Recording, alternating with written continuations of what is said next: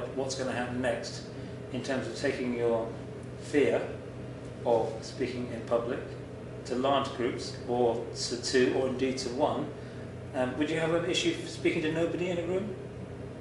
No. No, okay. Well, what do you think I'm going to do to help you? To be honest, I'm not actually sure, because you've kind of given me the techniques I can use for myself that I think are the only ones you can give me.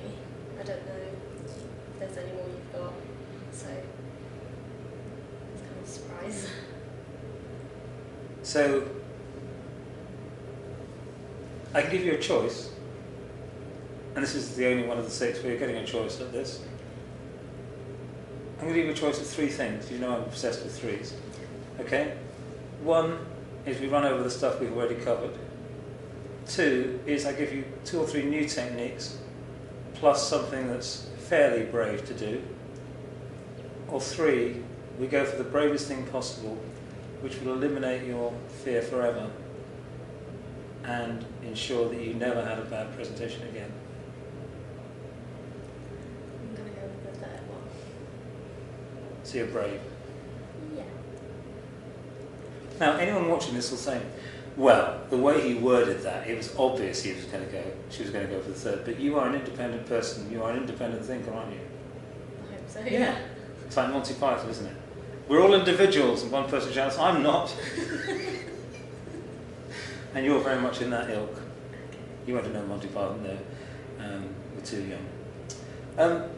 So, you're familiar with the structure, the formula for guaranteed success. Know where you want to go, know where you are now, know what you have to do to get to where you want to go, and then do it. Mm-hmm. And of course, you are particularly familiar, because I've said it to you many times, there's only what works and what doesn't work. Would you agree with that? Mm-hmm. Great. So the world is full of how-tos, isn't it? Yeah. If you go online and you say, as I did, I went online this morning in preparation for this, a fear of speaking in public, and I found over 93 million how-tos.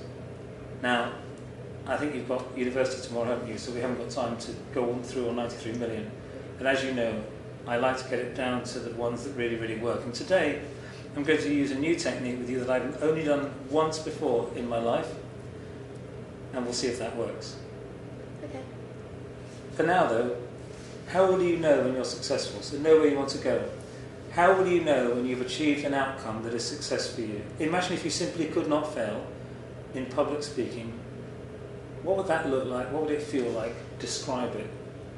Probably just being myself, but in front of more people, not having to worry or stress about it beforehand, and getting everything I want to say across, like clearly, and how I would normally.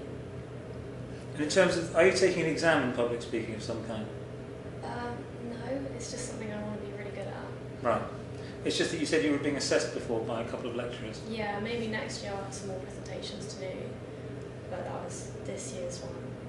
Didn't go so well. Right, so next year, starting in the autumn, Yeah. you might have some more assessments. Yeah. So what would the biggest outcome be that at the moment it would fill you with absolute fear? The biggest outcome in terms of public speaking, what sort of event would it be? It would fill you with dread right now. I think talking about myself to people that don't know me in a big room. Like you are now. Yeah. How are you feeling right now? Okay. Yeah. So where you are now is, knowing this, the irony of your fear is you're actually sort of living through it right now. Yeah, I am. Yeah. So how does that feel? Because you haven't walked out. No. I think it would be more like afterwards I would regret, like what I said or how I acted. I just think you're a very brave person. I think everyone who goes through this is very brave. And I often think about our brains and why we make choices that don't help ourselves.